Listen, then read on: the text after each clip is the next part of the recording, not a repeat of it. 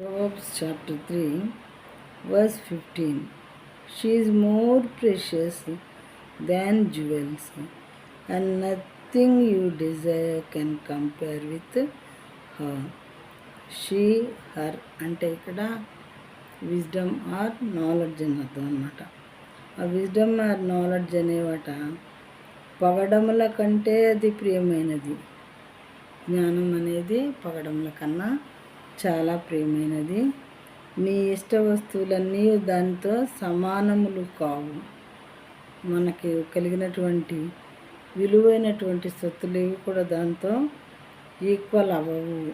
జ్ఞానం అనే దానితో ఎంత ఖరీదైనటువంటి వస్తువైనా సరే పోటీ పడలేదు, దానికి సమానము కాదు అని దేవుడు చెప్తున్నారు. కాబట్టి అన్నింటికన్నా ముఖ్యంగా నీవు జ్ఞానాన్ని సంపాదించుకో అని దేవుని వాక్యం చెప్పుచూ ఉన్నది.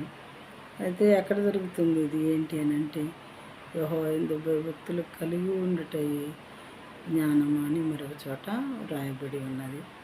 దేవుని మనం గుర్తెరిగి ఆయన తెలుసుకున్నట్లయితే అదే మనకు జ్ఞానము అని వాక్యం ద్వారా మనకు తెలియపరచబడుచు ఉన్నది.